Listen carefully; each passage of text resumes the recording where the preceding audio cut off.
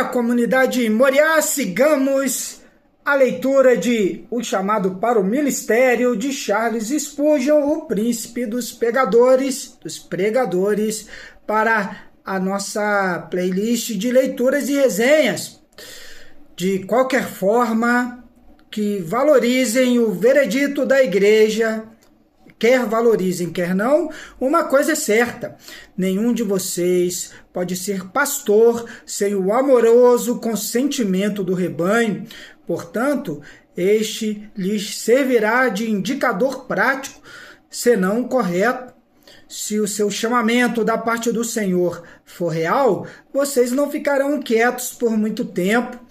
Tão certo como um homem quer a sua hora, a hora quer o seu homem. A Igreja de Deus está sempre com urgente necessidade de ministros vigorosos. Para ela, um homem é sempre mais precioso do que o ouro de Ofir. Oficiais formais passam fome e necessidade, mas os ungidos do Senhor nunca terão por que ficar sem um cargo pastoral, pois existem ouvidos aguçados que os conhecerão só de ouvi-los, e há corações prontos para dar-lhes boas-vindas ao lugar que lhes for destinado. Mantenham-se em forma para o seu trabalho e nunca ficarão fora dele. Não corram por todo lado pedindo para pregar aqui e ali. Preocupe-se mais com a sua capacidade do que com a sua oportunidade, e sejam mais zelosos quanto a andar com Deus do que com qualquer outra coisa. As ovelhas conhecerão o pastor enviado por Deus. O porteiro do aprisco abrirá a porta para ele, e o rebanho conhecerá a sua voz. Na época em que transmiti esta preleição pela primeira vez, não tinha lido a admirável carta que John Newton escreveu a um amigo sobre este assunto. Corresponde tão de perto aos meus pensamentos que, com risco de ser julgado imitador, o que certamente não sou no presente caso, vou ler a carta para vocês. Aspas. O seu caso lembra o meu próprio. Os meus primeiros desejos, com vista ao ministério, foram acompanhados de grandes incertezas e dificuldades, e a perplexidade de minha mente piorou com os vários e antagônicos julgamentos dos meus amigos. O conselho que tenho para oferecer-lhe é resultado de experiência e exames penosos, e, por esta razão, talvez não lhe seja aceitável. Rogo a Deus que, por sua graça, torne-o útil. Fiquei muito tempo angustiado, como você está, sobre o que era ou não era uma verdadeira vocação para o ministério. Agora me parece ponto fácil de resolver, mas talvez não seja para você, até que o Senhor lhe esclareça em seu caso particular. O tempo não dá para eu dizer tudo o que poderia dizer-lhe. Em resumo, creio que a questão inclui principalmente 3 coisas. Um ardente e intenso desejo de empregar-se neste serviço. Entendo que o homem que uma vez foi movido pelo Espírito de Deus para este trabalho irá preferi-lo, se lhe for acessível, a tesouros em ouro e prata. Assim é que, embora às vezes intimidado pelo senso da importância e das dificuldades do trabalho, comparadas com a sua grande insuficiência pessoal, pois é de presumir-se que um chamamento desta natureza, se realmente provém de Deus, será acompanhada de humildade e de auto-humilhação. Ele não poderá abandoná-lo.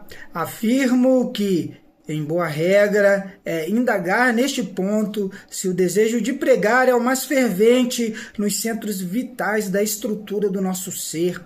E quando estamos mais prostrados no pó perante o Senhor, se é assim, é bom sinal.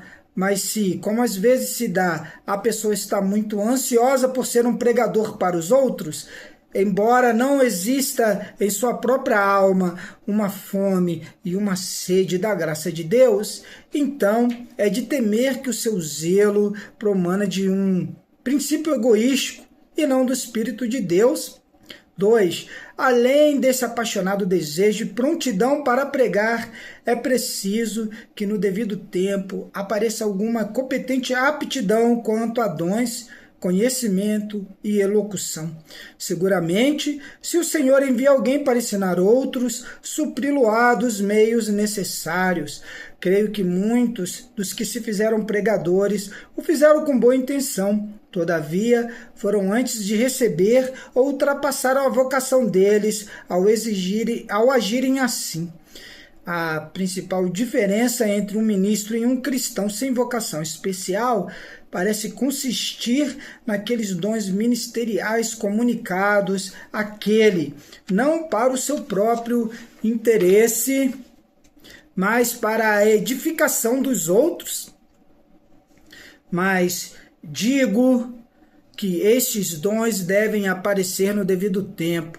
Se não deve esperar que surjam instantaneamente, mas de forma gradual no uso próprio dos meios. São necessários para desempenhar o ministério, mas não são necessários como requisitos que assegurem os nossos desejos quanto a ele.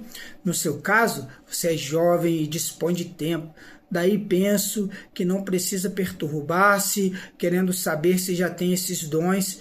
Se o seu desejo é firme e se quiser, basta esperar no Senhor por eles, por meio da oração e da diligência, pois você ainda não precisa deles. Devemos hesitar em falar precisamente desta maneira. Os dons devem ser um tanto manifestos antes de o desejo deva ser estimulado. Contudo, no essencial, concordamos com o Sr. Newton, nota do Charles Spurgeon. 3. O que finalmente evidencia um chamamento genuíno é uma correspondente abertura na providência, mediante uma série gradativa de circunstâncias que apontem para os meios, a ocasião, o lugar de entrar de fato no trabalho. E até que chegue esse ponto de coincidência, não espere estar sempre livre de hesitação em sua mente. Nesta parte do assunto, a principal cautela consiste em não ser apressado, em agarrar os primeiros indícios que aparecem. Se for da vontade do Senhor introduzi-lo no seu ministério, ele já designou o seu lugar e o seu serviço, e embora não o saiba no presente, sabê-lo-á no devido tempo. Se você tivesse talentos de anjo, não poderia fazer muita coisa boa com eles, enquanto não chegasse a hora de Deus e ele não levasse as pessoas que determinou abençoar por seu intermédio. É muito difícil restringir-nos aos limites da prudência neste ponto, quando o nosso zelo é ardoroso. O sentir o amor de Cristo em nossos corações e a terna compaixão pelos pobres pecadores propendem para fazer-nos irromper cedo demais, mas quem crê não se precipita. Fiquei 5 anos sob esta compulsão. Às vezes achava que devia pregar, mesmo que fosse nas ruas.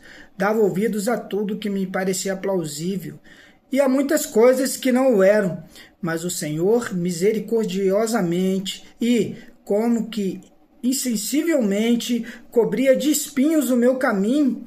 Do contrário, se eu fosse deixado entregue ao meu próprio espírito, eu teria me colocado fora da possibilidade de ser introduzido numa esfera de serviço proveitoso como esta, a qual aprove a Deus guiar-me no seu tempo certo e bom. E agora posso ver claramente que, na época em que queria sair a campo pela primeira vez, embora a minha intenção fosse boa, acredito, eu me superestimei, pois não possuía aquele discernimento e experiência espiritual indispensável para tão grande serviço. Fecha aspas para a carta. O que foi dito acima seria suficiente, mas o mesmo assunto estará diante de vocês se eu lhes der em pormenores um pouco da minha experiência pessoal no trato com aspirantes ao ministério. Constantemente me cabe cumprir o dever que coube aos juízes de Cromwell. Tenho que formar minha opinião sobre se é aconselhável ajudar certos homens em suas tentativas para tornar-se pastores. É um dever da maior responsabilidade, dever que requer cuidado nada comum.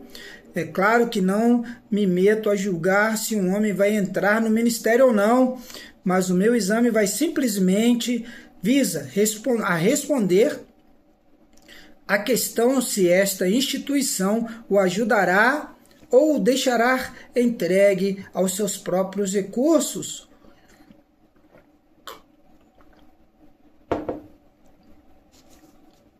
Alguns dos nossos caridosos amigos nos acusam de termos uma fábrica de clérigos aqui, mas a acusação não contém um pingo de verdade. Jamais tentamos fazer um ministro, e se o tentássemos, fracassaríamos. Não recebemos ninguém nessa escola, senão os que já se declaram ministros. Estariam mais perto da verdade se me chamassem matador de clérigos, pois bom número de principiantes receberam de mim o seu despacho final e sinto a mais completa paz de consciência quando reflito no que tenho feito neste sentido. É sempre uma tarefa difícil para mim desanimar um jovem esperançoso irmão que solicita a matrícula nesta escola. Meu coração sempre se inclina para o lado mais bondoso, mas o dever para com as igrejas impele-me a julgar com severa discriminação. Depois de ouvir o candidato, após ler as recomendações que traz e de avaliar as suas respostas às perguntas feitas, quando me convenço de que o Senhor não o chamou, sinto-me obrigado a dizer-lhe isso. Alguns casos tipificam os demais, jovens irmãos que desejam com ardor entrar no ministério, mas é dolorosamente patente que o seu motivo principal é o ambicioso desejo de luzir entre os homens, de um ponto de vista comum. Estes homens devem ser recomendados por sua aspiração, mas então o púlpito jamais deve ser a escada pela qual a ambição suba.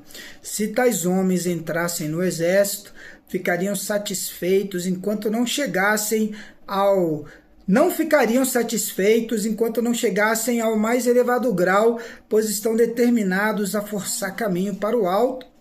Tudo muito louvável e próprio até aí, mas eles abraçaram a ideia de que, se entrassem no ministério, seriam grandemente distinguidos.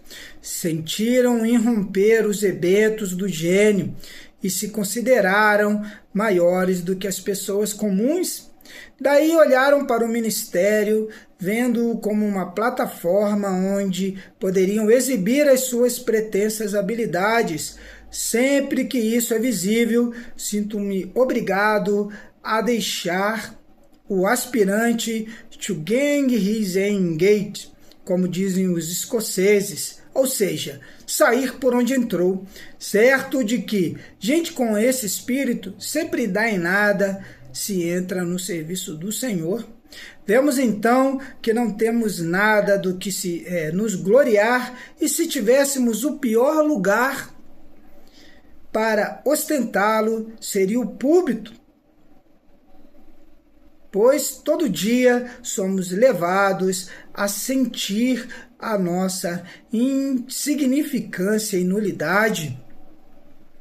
Há homens que, desde a conversão, têm deixado transparecer grande fraqueza mental, que são prontamente levados a abraçar doutrinas estranhas ou a meter-se em más companhias e a cair em pecado grosseiro. Nunca posso encontrar em meu coração nada para encorajá-los a entrar no ministério, seja qual for a maneira como professam a sua fé. Se se arrependerem realmente, que fiquem nas últimas fileiras, inconstantes como a água, jamais vencerão. Assim também os que não suportam dureza, porque pertencem à ordem dos enluvados de pelica, mando-os para qualquer outra parte. Queremos soldados, não janotas. trabalhadores zelosos, não vadios gentis, a homens que nada fizeram até o dia do seu pedido de matrícula na escola, dizemos que tratem de obter as suas esporas antes de serem publicamente armados cavaleiros. Os que têm fervorosa paixão pelas almas não ficam à espera até que recebam treinamento, servem imediatamente ao seu Senhor. Acabamos aqui mais um vídeo da leitura O Chamado para o Ministério de Charles Spurgeon, Carlos Borges, Comunidade Moriá, onde a fé encontra propósito.